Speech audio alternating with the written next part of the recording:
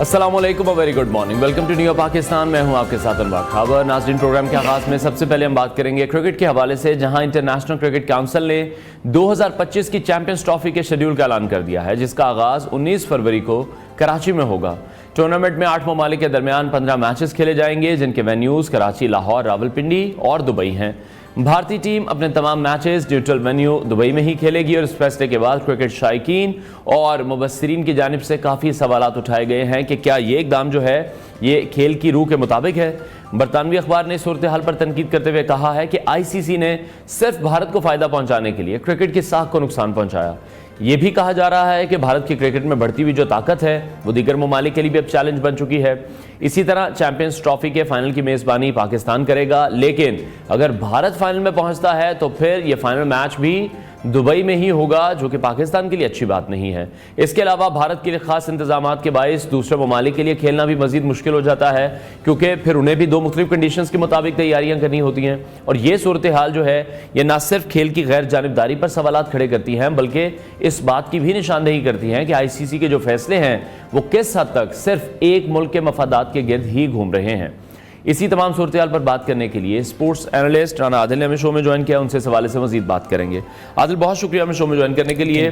آپ نے ہمارے شو میں دعویٰ کیا تھا کہ بھارت پاکستان نہیں آئے گا، اور بالآخر پھر ایسا ہی ہوا. بھارتی حکومت نے، ہم نے دیکھا ان کے بورڈ نے اپنی ضد منوا لی. دیکھیں، یہ میں نے پہلے بھی کافی سارے پروگرام میں جب سے یہ چیمپئن ٹرافی کا ایک واویلا شروع ہے ایک چیز بتائی تھی کہ انڈیا پاکستان میں نہیں آئے گا. اس کی ریزن یہ ہے کہ انڈیا بیسیکلی سمجھ لے کہ آئی سی سی کا دوسرا نام ہے. آئی سی سی ان کے ساتھ بزنس کر رہا ہے. انڈین گورنمنٹ کا ٹھیک ہے، اس میں عمل دخل کافی حد تک ہے کہ جب کوئی ایسی بات ہوتی ہے تو انڈین بورڈ جو ہے وہ گورنمنٹ کو سامنے رکھ دیتا ہے کہ گورنمنٹ ہمیں الاؤ نہیں کرتی. لیکن مین چیز آئی سی سی ہے. دیکھیں، آئی سی سی کا یہ ایونٹ ہے، آئی سی سی کو چاہیے تھا کہ وہ سٹینڈ لیتا، لیکن آئی سی سی نے یہاں پہ سٹینڈ نہیں لیا. آج آپ انڈیا کے لیے اسپیشل، اب دیکھیں نا، اسپیشل کرنے والی بات ہے نا کہ آپ دبئی میں جا کے ان کے میچز کا ارینج کر رہے ہیں، تو اس پہ دوسری ٹیموں پہ بھی اثر پڑ سکتا ہے. کل کو کوئی دوسری ٹیم بھی کہہ سکتی ہے جی ہمیں پاکستان میں سیکورٹی خدشات ہیں، ہمیں وہاں پہ جا کے کھیلنا ہے، تو آپ کس کس کو ایسے نپٹو گے؟ تو یہ آپ اپنی کرکٹ بھی خراب کر رہے ہیں اور باقی کنٹریز کے لیے بھی مشکلات کھڑی کریں. جیسے کہ میں نے انٹرو میں بھی بتایا کہ وہ تمام ٹیمیں اب انہیں 2 کنڈیشنز کے حوالے سے تیاری کرنی ہوگی، کیونکہ جو انڈیا کے ساتھ ان کے میچز ہوں گے وہ تو دبئی میں ہوں گے، اور پھر ٹریول کے ایشوز بھی ہیں. اوبویسلی ٹیموں کے جو اسکیجول ہیں ان کو بھی اس میں مینیج کرنا ہے. ایک ٹیم آج دبئی میں اس کا میچ ہے، ٹھیک ہے، اس کو میچ کھیل کے سڈنلی واپس آنا ہے، آ کے پریکٹس کرنی ہے، تو ظاہر بات ہے ٹریولنگ تھوڑی ہے، زیادہ ہے، تھکن تو رہتی ہے نا. تو جو دوسرے فائنینشیل ایشو وہ تو آئی سی سی پاکستان کو پے کر رہا ہے، وہ تو ایکسٹرا میں جو ہے نا، اگر آپ سیکنڈ وینیو پہ جا رہے ہیں تو ایکسٹرا میں پے ہو جائیں گے پی سی بی کو. لیکن مین ریزن یہ ہے کہ پاکستان کرکٹ بورڈ لے کے کیوں گیا؟ بھئی آپ ہوسٹ کر رہے ہیں، آپ آئی سی سی کے ساتھ، انڈین بورڈ سے سوال نہیں بنتا. آئی سی سی کا ایونٹ ہے، ایشیا کپ ہو یا کوئی دوسری ٹرائی سیریز ہو، اس میں ہو سکتا ہے کہ جی ٹھیک ہے آپ انڈیا کے مان لو وہ نہیں آ رہا، آپ اپنے گھر وہ اپنے گھر. یہ آئی سی سی کا ایونٹ ہے، اس میں تو اسٹینڈ آئی سی سی کو لینا چاہیے. پی سی بی کو بھی پیچھے ہٹنا چاہیے تھا. آئی سی سی جو ہے وہ اس پہ اسٹینڈ لیتا کہ نہیں جی پاکستان ہوسٹ ہے، انڈیا پاکستان جائے گا. ٹھیک ہے، تو آپ کو پھر کیا لگ رہا ہے کہ یہاں پاکستان کرکٹ بورڈ نے معاملات ٹھیک سے نہیں دیکھے؟ ہم نے کیوں ہائبرڈ فارمولے کی بات کی، ہم نے کیوں فیوژن فارمولے کی بات کی کہ اگر آپ نہیں آئیں گے تو پھر اتنے سال ہم بھی نہیں آئیں گے؟ یہ کرنے کی کیا ضرورت؟ یہ میرا خیال ہے کہ کوئی 2.5-3 مہینے جو ہے نا ہم سنتے رہے ہیں کہ جی پاکستان کرکٹ بورڈ نے سٹینڈ لے لیا. میں نے آپ کو پہلے بولا تھا کہ اینڈ آف دا ڈے ہمیں باہر جانا ہے ہائبرڈ ماڈل پہ، یا مے بی کہ سیکنڈ آپشن نہیں ہو جائے کہ پوری چیمپئن ٹرافی کہیں موو ہو جائے، ٹھیک ہے، لیکن وہ ہائبرڈ ماڈل پہ چلے گئے. ابھی سننے میں یہ آ رہا ہے جی کہ پاکستان کرکٹ بورڈ نے 3 سال کا کانٹیکٹ کیا کہ آئی سی سی کے ایونٹ میں پاکستان انڈیا نہیں جائے گا. ٹھیک ہے، ابھی 2026 میں ورلڈ کپ آ رہا ہے، آپ دیکھیں گے پاکستان وہاں پہ جا کے کھیلے گا. اچھا، ہم پھر جائیں گے؟ یہ میں آپ کو ایڈوانس میں بتا رہا ہوں کہ سری لنکا اور انڈیا یہ ہوسٹ کر رہے ہیں جو 2026 کا ورلڈ کپ ہے. ٹھیک ہے، ابھی سننے میں یہی آیا کہ پاکستان کا 3 سال کا کانٹیکٹ ہوا ہے. ان کیس پاکستان کی ٹیم فائنل میں پہنچ جاتی ہے، انڈیا کے ساتھ سیمی فائنل آ جاتا ہے، ہمارا بورڈ پھر اپنی ٹیم کو وہاں پہ بھیجے گا. لیکن عادل اب تو ریٹن کانٹریکٹ ہو چکا ہے سر. اس ریٹن کانٹریکٹ ہوا ہے، اس ٹائم پہ پھر ایسی چیزیں آ جائیں گی کہ جی انڈیا مان گیا ہے، انڈیا نے بولا کہ آپ ادھر آ کے کھیلیں، ہم آنے کے لیے تیار ہیں، اور بعد میں پھر وہی چیزیں جو آج ہو رہی ہیں وہ نہیں اگین ہمیں وہی دیکھنے کو ملیں گی. ٹھیک ہے، اور یہ پھر آپ کو لگتا ہے کہ اس غلطی کا جو سٹارٹ ہوا وہ ایشیا کپ سے ہی ہوا، جب ہم ہائبرڈ ماڈل کے لیے مان گئے، اس کے بعد ہم ون ڈے ورلڈ کپ کھیلنے کے لیے چلے گئے؟ جب آپ ہوسٹ تھے آپ کو چاہیے تھا کہ انڈیا کو ادھر بلاتے. ایشیا کپ تھا نا، آپ کینسل کر دیتے پروگرام اس کو ٹورنامنٹ کو. کون سا کوئی اتنا بڑا ایونٹ تھا؟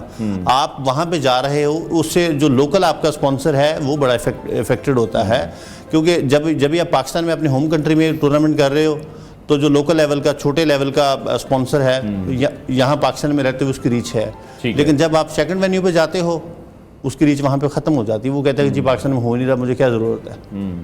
تو اس لیے جو ہے نا پاکستان کرکٹ بورڈ جو ہے وہ اپنے پاؤں پہ خود کلہاڑی مار رہا ہے.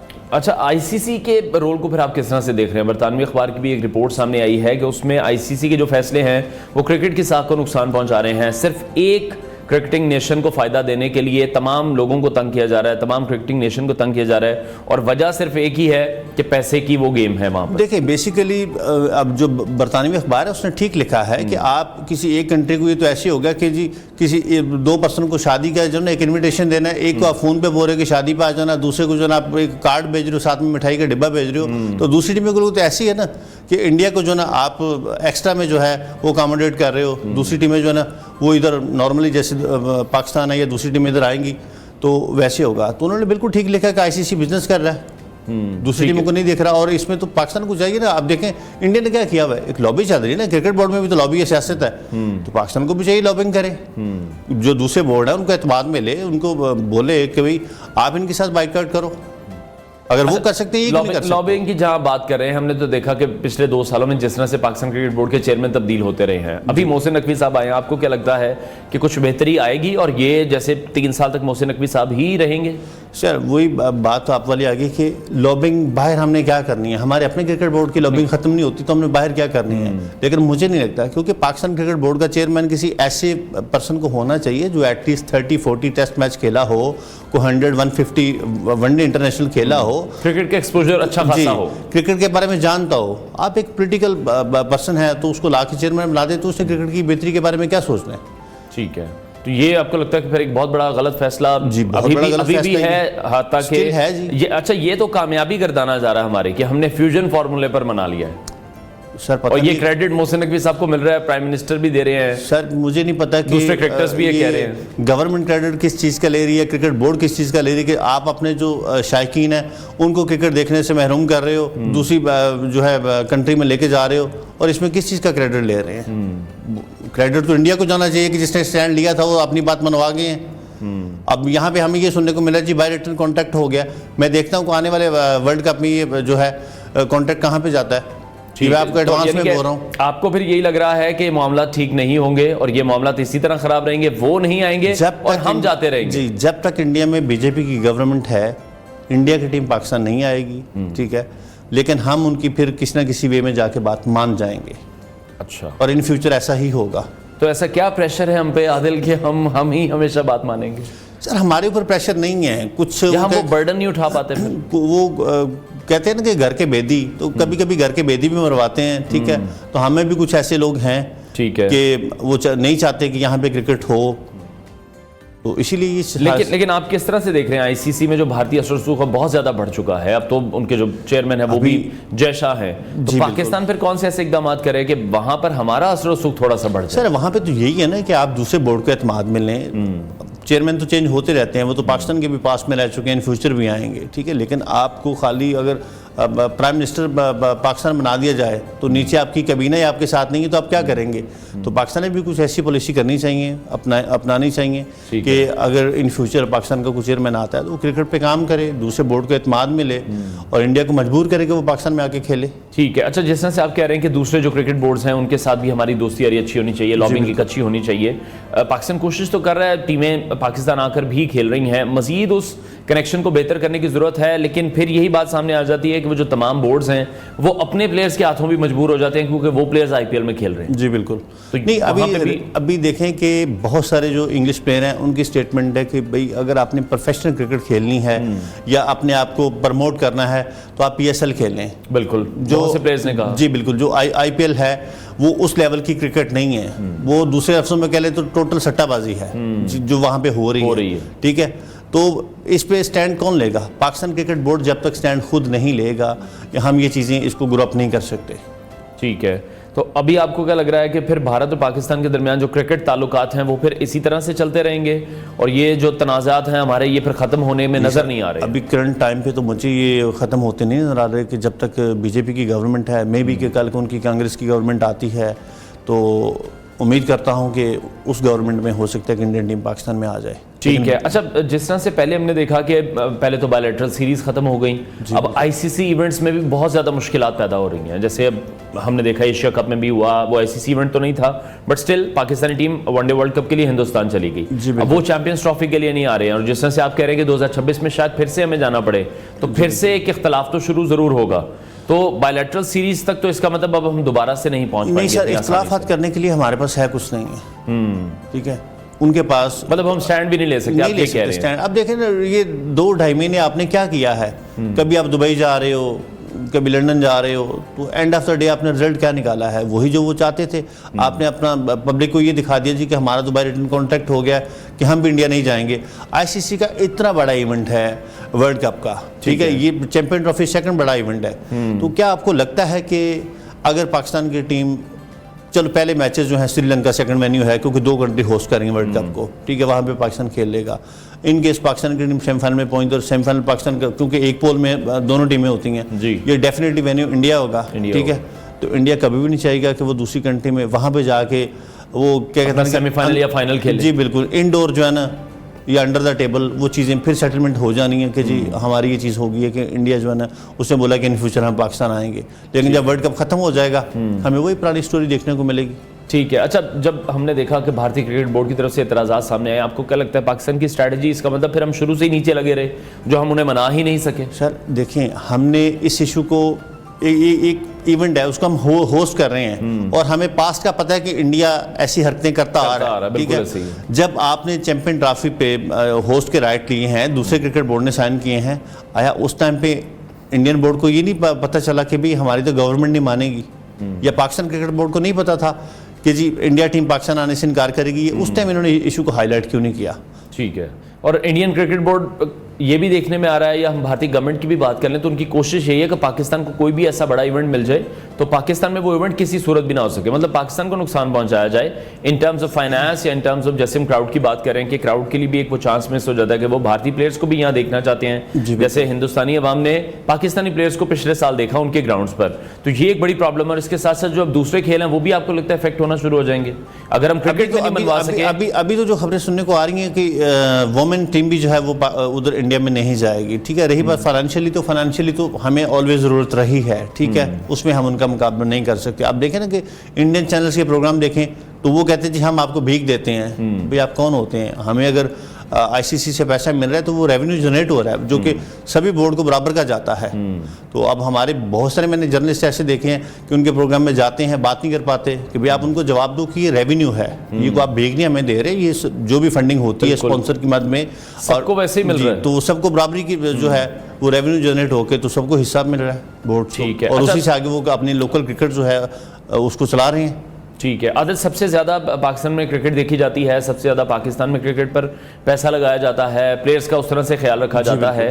اگر ہم اس سپورٹ میں اپنی بات نہیں منوا سکے ہیں تو ہم جو باقی کھیل ہیں، کیونکہ اب ہندوستان نے اپنی باقی ٹیمز کو بھی، جیسے کبڈی کی کوئی ٹیم تھی پیچھے وہ بھی ایونٹ کینسل ہوا، پھر بلائنڈ کرکٹ ٹیم بھی وہ پاکستان ٹریول نہیں کر سکی ہے، اس ایشو کی وجہ سے انہیں بھی منع کر دیا. جی بالکل. تو اب آپ کو لگتا ہے ہم دوسرے کھیلوں میں تو بالکل بھی بات نہیں منوا سکیں گے کیونکہ ہمارا سب سے زیادہ فوکس کرکٹ پہ تھا، اس میں ہم نہیں منوا سکے؟ ہمارا دیکھیں قومی کھیل تو ہاکی ہے، اس کو تو ہم تباہ کر کے پہلے بیٹھے ہوئے ہیں. ٹھیک ہے، بچی کچی ایک ہی گیم ہے کہ جس کو ہماری عوام دیکھتی ہے، وہ ہے کرکٹ. ٹھیک ہے، میرا خیال ہے کہ اگر ہماری جگہ اس ٹائم بنگلہ دیش بورڈ بھی ہوتا ہے یا سری لنکن بورڈ بھی ہوتا نا تو وہ بھی اپنی بات منوا کے رہتے. لیکن ہمیں نہیں سمجھ چلی کہ یہ 2-2.5 مہینے کا ڈرامہ کریٹ کرنے کی کیا ضرورت تھی. اگر یہی اینڈ آف دا ڈے آپ نے جا کے کرنا تھا تو پہلے دن ہی کر لیتے. وہ تو پہلے دن سے ایک ہی بات پہ سٹینڈ لیا ہوا ہے ہم پاکستان نہیں جائیں گے، کہیں اور کھیل لیں گے. تو آپ نے اتنا ایکسپینس آپ کنٹری کا ضائع کر رہے ہیں نا کہ آپ پاکستان کے پیسہ ہے جو ٹور کر رہے ہو، پیسہ کس کا ضائع ہو رہا ہے؟ پاکستان کا ضائع ہو رہا ہے، عوام کا ٹیکس کا پیسہ ہے جس کو آپ ضائع کر رہے ہو. تو آپ نے 2-3 مہینے یہ سیر سپٹے کر لیے اور اس کے بعد ان کی بات مان لی اور ہمیں بتا دیا جی لالی پاپ تھما دیا کہ ہم نے جی کانٹیکٹ کر لیا کہ جی ہم 3 سال تک جو ہے انڈیا میں نہیں جائیں گے. ایسا پاسبل ہی نہیں ہو سکتا.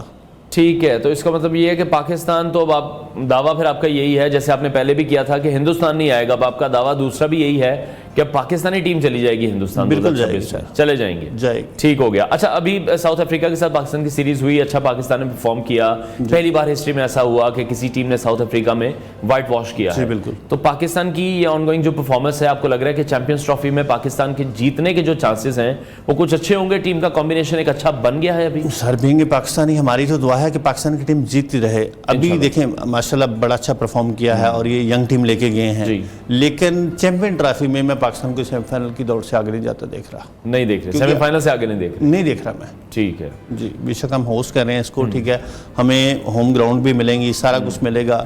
دبئی جانے سے پاکستان نے ایک میچ دبئی میں کھیلنا ہے، انڈیا والا، ٹھیک ہے، اور انڈیا اور اس کی دبئی اور پاکستان کی جو کنڈیشن ہے وہ سیم ہے، کیونکہ پاکستان کی جتنی کرکٹ ہے وہ میرا سب سے زیادہ دبئی میں کھیلی ہے پاکستان نے، اور ابھی وہاں پہ بھی میچز ہیں تو وکٹیں تو پاکستان کی مرضی سے بننی ہے نا، کیونکہ ہم ہوسٹ کر رہے ہیں، وکٹیں ہم نے بنوانی ہیں، ٹھیک ہے، لیکن میرا اپنا ایکسپیرینس یہ کہتا ہے کہ ہم سیمی فائنل سے آگے نہیں جائیں گے۔ ٹھیک ہے، بہت شکریہ اسپورٹس اینالسٹ رانا عادل ہمارے ساتھ ان کانورسیشن تھے۔ ناظرین بریک لیتے ہیں، بریک کے بعد آپ کو دوبارہ جوائن کریں گے۔ Did you know heavy یہ کیا ہے؟ heavy مطلب بھاری، but you know heavy جیسے heavy scene، اور you mean جیسے کراچی کے کھانوں کے سین ہی heavy ہیں۔ heavy مطلب یار دل خوش کیتا ہے، you know when something is so cool and you are just like heavy یار، I miss that feeling۔ Why? That feeling is here کیونکہ heavy scene ہے with Telenor heavy winter discount۔ full heavy scene کیسے؟ کیونکہ اب ٹیلی-نار کی monthly prime offer ملے 2000 نہیں صرف 1300 روپے میں، مطلب heavy discount, 300 G B data کے ساتھ لاتعداد منٹس بھی۔ Telenor heavy winter discount heavy. Welcome back to new Pakistan. ناظرین، دنیا بھر کی طرح پاکستان میں بھی آج مسیحی برادری کرسمس کا تہوار مذہبی جوش و خروش اور روایتی عقیدت کے ساتھ منا رہی ہے۔ یہ دن حضرت عیسیٰ علیہ السلام کے یوم ولادت کی مناسبت سے منایا جاتا ہے اور مسیحی عقیدے کے مطابق یہ دن امن، خوشی اور انسانیت کی نجات کا پیغام لے کر آتا ہے۔ ملک بھر کے چرچز کو انتہائی خوبصورتی سے سجایا گیا ہے، جہاں خصوصی دعائیہ تقریبات اور عبادات کا انعقاد کیا گیا ہے۔ ان تقریبات میں ملک کی ترقی، قیام امن اور دنیا بھر میں خوشحالی کے لیے دعائیں مانگی جا رہی ہیں۔ کرسمس کی رات کو عبادات کے دوران مسیح برادری نہ صرف اپنے مذہبی فرائض انجام دیتی ہے، بلکہ تاریخی واقعات کو چھوٹے ڈراموں کی شکل میں پیش کر کے حضرت عیسیٰ علیہ السلام کی تعلیمات کو یاد کیا جاتا ہے۔ اس دن کی ایک اہم روایت بچوں میں تحائف تقسیم کرنا بھی ہے، جو سانتا کلاس کے روپ میں کیا جاتا ہے۔ یہ موقع نہ صرف مسیح برادری کے لیے بلکہ تمام پاکستانی عوام کے لیے امن، محبت اور بھائی چارے کا پیغام لیے ہوئے ہے۔ کرسمس کے اس پرمسرت موقع پر ملک بھر میں سیکیورٹی کے بھی سخت انتظامات کیے جاتے ہیں۔ پولیس اور قانون نافذ کرنے والے ادارے عبادت گاہوں اور ان کے اطراف میں اس وقت الرٹ ہیں اور ہر آنے والے شخص کو جامع تلاشی کے بعد ہی اندر جانے کی اجازت دی جا رہی ہے۔ لاہور اور کراچی سمیت دیگر شہروں میں سیکیورٹی ہائی الرٹ ہے تاکہ کوئی خوشگوار واقعہ پیش نہ آئے۔ اسی حوالے سے مزید بات کریں گے ہمارے کورسپونڈنٹ لاہور کراچی سے میں جوائن کریں گے، لاہور سے میں جوائن کریں ویس گجر، اور کراچی سے ہمارے ساتھ موجود ہوں گے شفقت بھٹی۔ سب سے پہلے ہم بات کریں گے ویس گجر سے۔ ویس بتائے گا لاہور میں بھی آپ کس جگہ پر موجود ہیں؟ کرسمس کے موقع پر چرچز کو کس طرح سے سجایا گیا ہے؟ کیا خاص انتظامات دیکھ رہے ہیں آج آپ؟ جی بالکل جی، ملک بھر کے باقی شہروں کی طرح لاہور شہر میں بھی جو ہے وہ مسیحی برادری اپنا مذہبی تہوار کرسمس جو ہے وہ پورے جوش و خروش کے ساتھ منا رہی ہے۔ اس وقت ریگل چرچ کے باہر موجود ہوں، جہاں پر جو مسیحی برادری ہے وہ اپنی دوائیہ تقریبات جو ہے ان کی جاری ہے اور ان کی جانب سے جو ہے وہ ملک کی ترقی اور خوشحالی کے لیے جو ہے وہ دعائیں کی جا رہی ہے۔ اس کے علاوہ اگر بات کی جائے کرسمس کی تیاریوں کے حوالے سے تو تمام گرجا گھروں کو اور مسیحی برادری کے اپنے محلوں اور گزرگاہوں کو جو ہے وہ برقی کمکموں سے سجا رکھا ہے اور خصوصی طور پر جو ہے وہ کرسمس ٹری اور ڈیوڈ اسٹار جو ہے وہ لگائے گئے ہیں۔ اگر سیکیورٹی کے حوالے سے بات کرتے ہیں تو سیکیورٹی کے حوالے سے بھی جو ہے وہ سخت انتظامات کیے گئے ہیں، جس میں لاہور کے تقریباً 600 گرجا گھروں میں اس وقت جو ہے وہ 5000 سے زائد سیکیورٹی اہلکار جو ہے وہ اپنی سیکیورٹی جو ہے وہ سر انجام دے رہے ہیں اور باقاعدہ طور پر جو ہے وہ واک تھرو گیٹ کے ذریعے جو ہے وہ مسیحی برادری کے جو لوگ یہاں پر عبادت گاہوں میں آ رہے ہیں ان کو باقاعدہ طور پر چیک کر جو ہے وہ اندر آنے دیا جا رہا ہے۔ ٹھیک ہے، اویس ہمارے ساتھ ہی موجود رہے گا کراچی سے شفقت بھٹی نے بھی ہمیں جوائن کیا، ان سے بھی اس حوالے سے مزید بات کریں گے۔ شفقت، آپ بتائے گا کراچی میں کرسمس کے حوالے سے آپ کیا دیکھ رہے ہیں؟ کون سی منفرد تقریبات کا انعقاد کیا گیا ہے؟ देखिए कराची में भी जैसे मुल्क भर की तरह यहाँ पर भी तकरीबन 1000 से ज़ायद चर्च हैं कराची में, जहाँ पर उन चर्च की सिक्योरिटी के लिए कानून नाफिज करने वालों के जो एहलकार हैं वो यहाँ मौजूद हैं। रात से ही मुख्तलिफ जो गिरजा घर हैं उनमें दुआया तकरीबात का आगाज़ हो चुका है और इस वक्त भी जो है वो दुआया तकरीबात जारी हैं। मुल्क की सलामती, खुशहाली और ख़ासकर अमन के लिए जो है वो यहाँ दुआएँ मांगी जा रही हैं। सुबह से ही यहाँ पर जो मसीही बरादरी हैं वो अपने गिरजा घर आ रहे हैं और यहाँ से जाने के बाद उनका कहना है कि वो अपने दोस्तों में, रिश्तेदारों में जाएंगे और क्रिसमस का जो है वो केक काटेंगे। मैं इस वक्त कराची के जो सेंट पैट्रिक कैथेड्रल चर्च है वहाँ पर मौजूद हूँ और इस चर्च को भी जो है बड़ी खूबसूरती से जो है वो सजाया गया है। बरकी कुमकुमे है, क्रिसमस ट्री, अगर मेरा कैमरा जुल्फ़कार आपको दिखा सके तो ये बहुत ही खूबसूरत क्रिसमस ट्री है, साथ ही स्टार जो है सजाया गया। रात में को जो है वो इसकी चमक देखने से ताल्लुक़ रखती है और तमाम तर जो है वो तैयारियां आज की गई हैं। आज कायद-ए-आज़म का यौम पैदाइश भी है, 25 दिसंबर भी है, आम तातील भी है। तो इस वक्त जो है हमें सुबह जो गिरजाघर या चर्च है उनके अतराफ़ में तो जो है चहल पहल नज़र आ रही है, लेकिन शहर जो इस वक्त जो है वो अभी पुरसुकून है और उम्मीद की जा रही है कि जैसे जैसे वक्त गुजरेगा तो जो हमारे जो पार्क्स हैं या जो दीगर तफरीही मकामात हैं वहाँ पर भी मसीही बरादरी का रश बढ़ेगा और वो अपनी इस ईद को जो है वो बड़े जोश व खरोश से मनाएंगे। जी ठीक है, शफकत हमारे साथ ही मौजूद रहेगा। वैसे आप बताइएगा, आप किस तरह से देख रहे हैं सिक्योरिटी के हवाले से जो इंतजामात हैं वो कैसे किए गए हैं, उन पर किस तरह से अमल दरामद किया जा रहा है? जी बिल्कुल जी, जैसे कि मैं पहले बता चुका हूँ कि सिक्योरिटी के हवाले से जो है वो सख्त इंतजामात यहाँ पर देखने को मिल रहे हैं। तकरीबन इस वक्त लाहौर के 600 गिरजाघरों में जो है वो 5000 सिक्योरिटी एहलकार जो है वो अपनी ड्यूटियाँ सर अंजाम दे रहे हैं। बाकायदा तौर पर जो है वो यहाँ पर वॉक थ्रू गेट लगाए गए हैं और मेटल डिटेक्टर से जो है वो मसीही बरादरी के जो लोग यहाँ पर आ रहे हैं उन्हें जो है वो बाकायदा तौर पर चेक करके जो है वो गिरजाघरों के अंदर वो आने दिया जा रहा है और यहाँ पर जो है वो दवाइयाँ तकरीबात भी जारी है और बड़ी तादाद जो है इस वक्त मसीही बरादरी की जो है वो गिरजाघरों में सर्दी होने के बावजूद जो है वो यहाँ पर बड़ी तादाद जो है वो शिरकत कर रही है और उनकी जानिब से जो है वो मुल्क की खुशहाली के लिए और तरक्की के लिए जो है वो दुआएं की जा रही है। और उसके साथ साथ जिस तरह से आज सारा दिन जो है वो उनका जो है वो खसूसी दिन है और उसको मनाने के लिए जो है वो तैयार हैं, तो उसके हवाले से जो है वो यहाँ पर बात करें तो तफरीही मकामात पर भी जो है वो सुबह सवेरे जो है वो हमें रश जो है वो देखने को मिल रहा है कि जो लोग यहाँ से अपनी इबादत गाहों से इबादत से फ्री होने के बाद जो है वो अपने जिस तरह रिश्तेदारों की तरफ भी जो है उनका जाने का रुझान है और दूसरी जानिब जो है वो तफरीही मकामात जो है उनकी तरफ भी जो है वो लोग अपने बच्चों के साथ, बड़ों के साथ जो है वो आज के दिन को जो है वो मनाने के हवाले से जा रहे हैं और दूसरी जानिब सांता क्लास की जानिब से जो है वो बच्चों में तोहफ़े भी जो है वो यहाँ पर तकसीम किया जा रहे हैं। ठीक है। अच्छा शफकत, कराची के जो साहिली इलाके हैं या दीगर मशहूर मकामात होते हैं वहाँ पर क्रिसमस की मुनासबत से क्या सरगर्मियाँ होंगी आज? देखिए बिल्कुल वैसी जैसे हमारी ईद होती है इसी तरह इनकी भी ये ईद ही है। तो जैसे कि मैंने पहले बताया कि अभी चूँकि सुबह का वक्त है और तमाम गिरजाघरों में है जो है वो दुआया तकरीबात और इबादत जो है वो चल रही हैं। इसके बाद ये लोग जो है वो घरों को जाएंगे, क्रिसमस केक काटेंगे और उसके बाद जो है वो तफरीही मकान जैसे साहिल समंदर है, इसके साथ साथ कराची चिड़ियाघर है और जो दीगर जो हमारे तफरीही मकामात है वहाँ का रुख करेंगे और हमें महसूस नहीं होता कि आज हमारी ईद है या इनकी ईद है। और तमाम जो मुस्लिम या जो मसीही बरादरी के लोग हैं वो मिलजुल कर जो है वो इस त्यौहार को मनाते हैं। ख़ुसूसी तौर पर जो बेकरीज़ में केक तैयार किए जाते हैं, केक जो है वो देने दिलाने का सिलसिला भी जो है वो जारी रहता है। तो इसी तरह ही जो है ये दिन गुजरता है और शाम हो जाती है। चूँकि अभी मौसम भी ठंडा है, सर्दियों के दिन हैं, तो लोग अभी इबादत में मसरूफ़ हैं। तो इसके बाद ही जो है वो दोस्तों में जाएंगे और इस दिन को जो है खुश तौर पर मनाएंगे। जी ठीक है। अच्छा शफकत, जिस तरह से मसीह बरादरी के रहनुमा हैं या हम शख्सियात हैं, उन्होंने क्रिसमस के मौके पर क्या पैगाम दिए?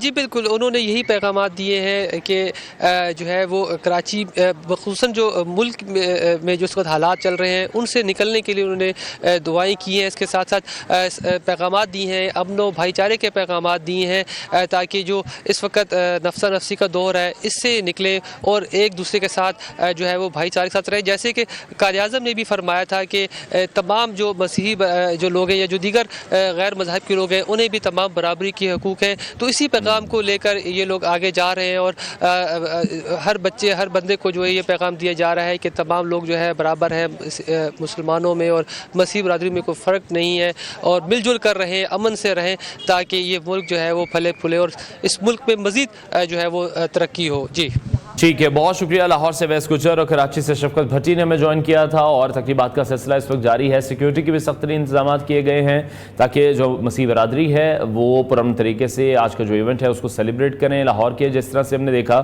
600 ایسے چرچز ہیں جہاں پر 5000 پولیس کے اہلکاروں کو آج خصوصی طور پر تعینات کیا گیا ہے. بریک لیتے ہیں ناظرین, بریک کے بعد آپ کو دوبارہ جوائن کریں گے. Welcome back to new Pakistan. ناظرین, خیبر پختونخوا کے ضلع لوور کرم میں جاری کشیدگی نے عوام کی زندگی کو شدید متاثر کیا ہے. 2.5 ماہ سے بند سڑکوں اور ٹرانسپورٹ نے علاقے میں خوراک, ادویات اور روزمرہ اشیاء ضروریہ کی قلت پیدا کر دی ہے.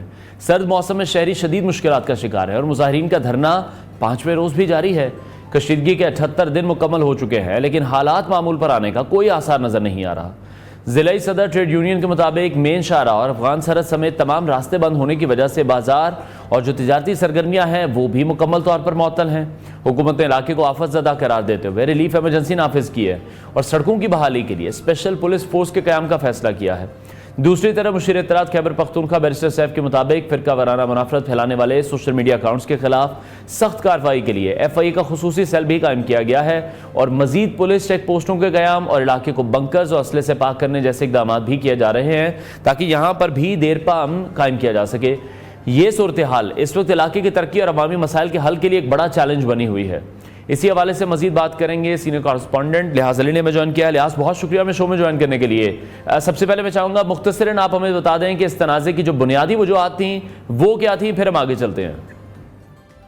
بہت شکریہ. ایک تو پتہ ہے کہ رواں سال پہلے مئی کے مہینے میں اور پھر اکتوبر کے مہینے میں جو قبائلی ضلع کرم ہے وہاں پر فرقہ وارانہ فسادات رونما ہوئے تھے اور 21 نومبر کو ایک کانوائے پر فائرنگ ہوئی تھی جس کے بعد ایک مرتبہ پھر فرقہ وارانہ فسادات پھول پڑے تھے اور اس فرقہ وارانہ فسادات کے نتیجے میں جو 21 نومبر کے بعد ہے تقریباً 140 سے زائد افراد جو تھے وہ مارے گئے ہیں.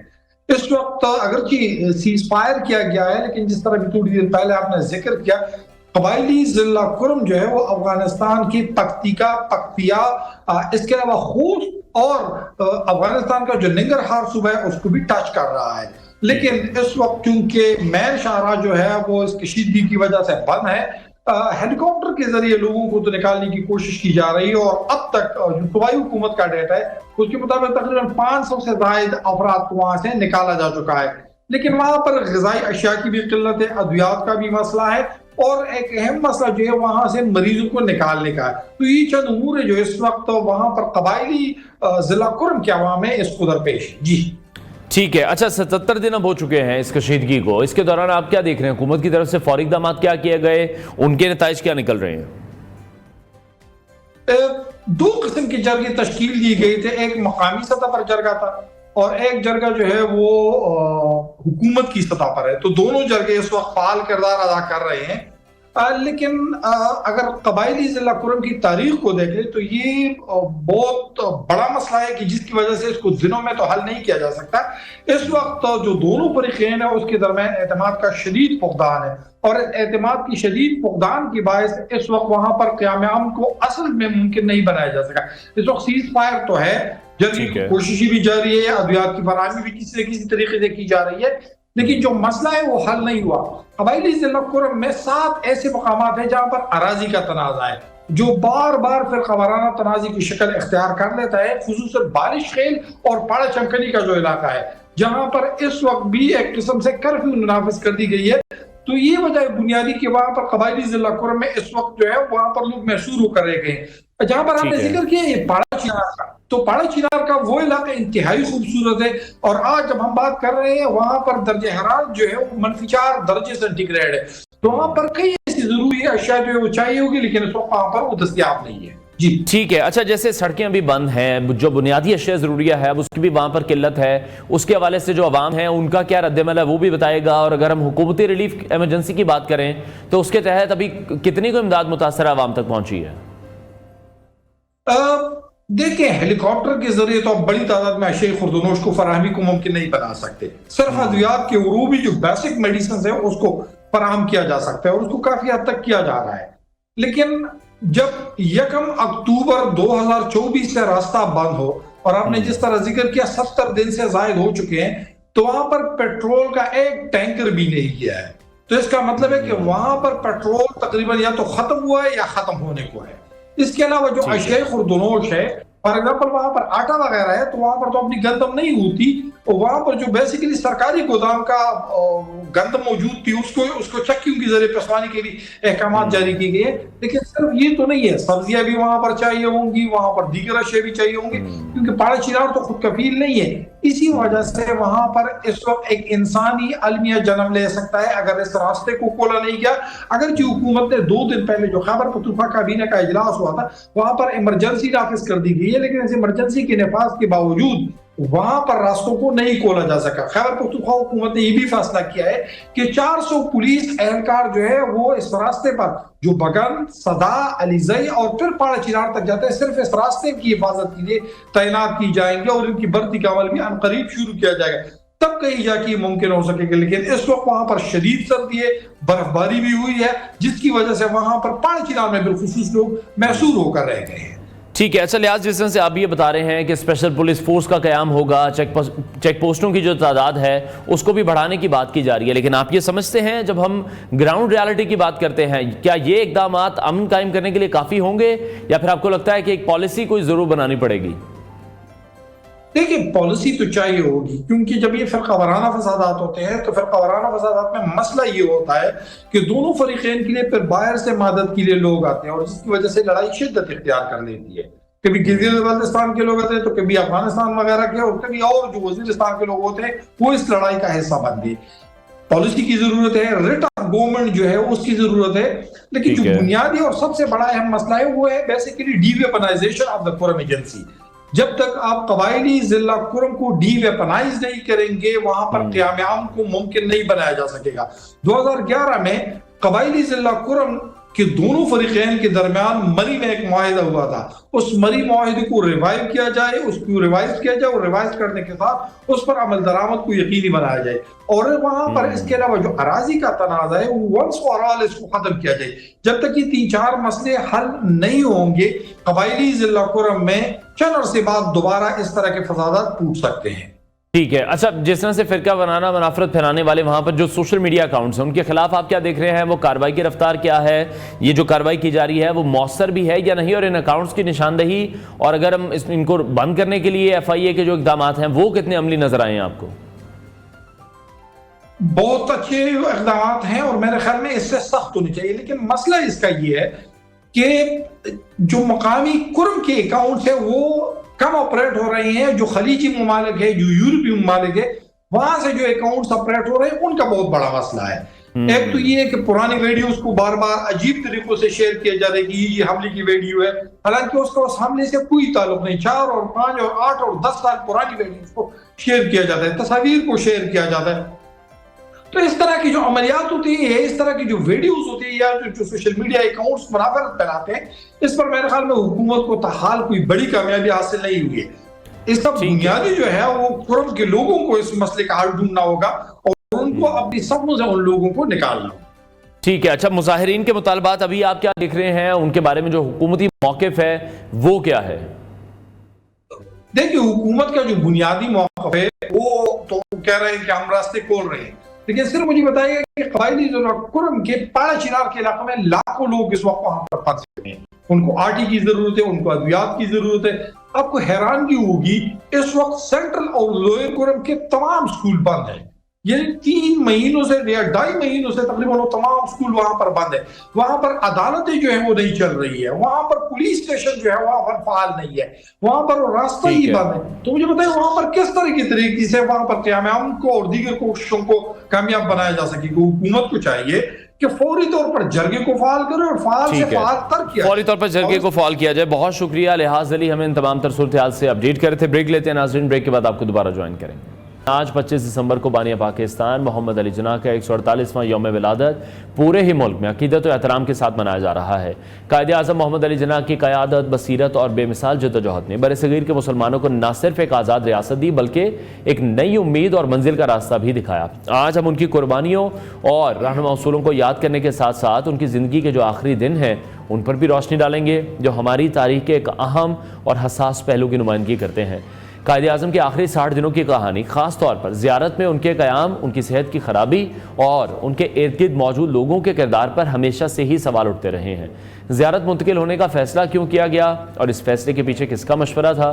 زیارت کے پرسکون ماحول میں قیام کے دوران قائد اعظم نے اپنی زندگی کے آخری لمحات کیسے گزارے؟ ان تمام سوالات کے جوابات تلاش کرنے کے لیے آج ہمارے ساتھ موجود ہیں پنجاب یونیورسٹی کے شعبہ تاریخ کے چیئرمین پروفیسر ڈاکٹر محبوب حسین، جو تاریخ کے ایک ممتاز اسکالر اور محقق ہیں۔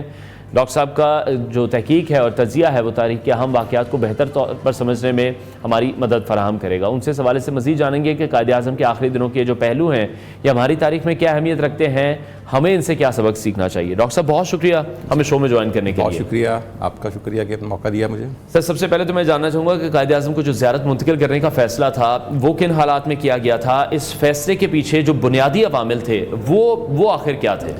دیکھیے، پہلے تو جی قوم کو قائد اعظم کا 148واں یوم ولادت مبارک۔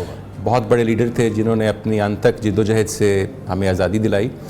جہاں تک اس بات کا تعلق ہے کہ زیارت جانے کا فیصلہ کس نے کیا تھا اور کیوں کیا تھا، یہ سوال آج تک حل طلب ہے، اس کا جواب ابھی تک ہمیں نہیں ملا۔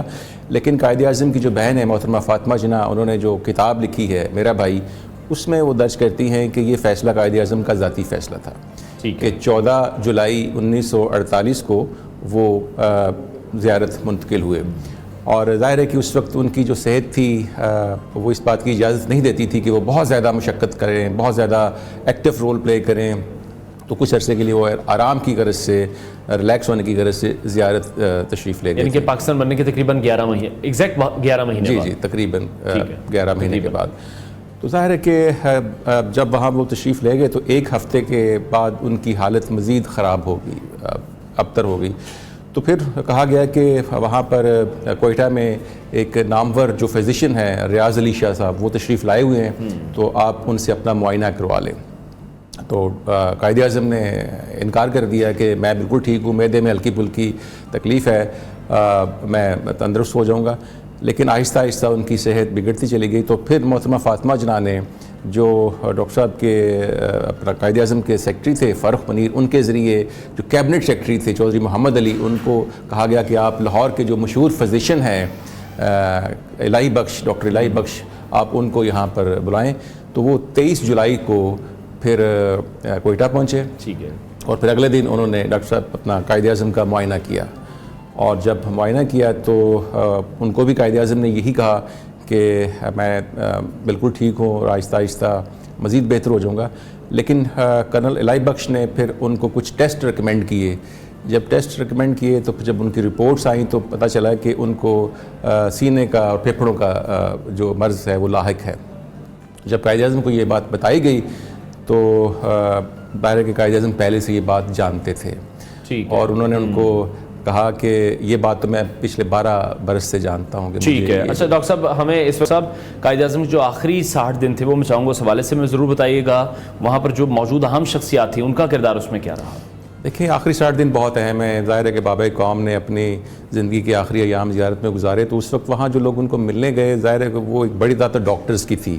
جیسے میں نے عرض کیا، ڈاکٹر الہی بخش تھے، پھر انہوں نے ایک ڈاکٹرز کی ٹیم بلائی کراچی سے بھی اور پھر دوسرے شہروں سے بھی، ایک تو وہ تھے، دوسرا ان کی بہن ان کے ساتھ رہی۔ پھر اسی طرح جو اس وقت کے ہمارے وزیر اعظم تھے لیاقت علی خان، وہ ان کو ملنے گئے، اور ہمارے جو کیبنٹ سیکرٹری تھے چودھری محمد علی، وہ بھی وہاں پر تشریف لے کر گئے۔ اسی طرح میر نواب آف بہاولپور، میر لائق علی جو تھے، وہ جو حیدرآباد دکن کے نواب تھے، وہ وہاں ان کو ملنے گئے اور بہت اصرار کیا گیا، لیکن اس وقت ان کی حالت اس طرح کی نہیں تھی کہ وہ کسی کو مل سکتے، تو ان کو وہ نہیں مل سکے۔ ٹھیک ہے، تو انہوں نے یہ ذکر اپنی کتاب میں لکھا ہے کہ میں ان کو ملنے گیا لیکن میں نہیں مل سکا ان کو۔ تو ظاہر ہے کہ ان کی حالت دن بدن بگڑتی چلی گئی۔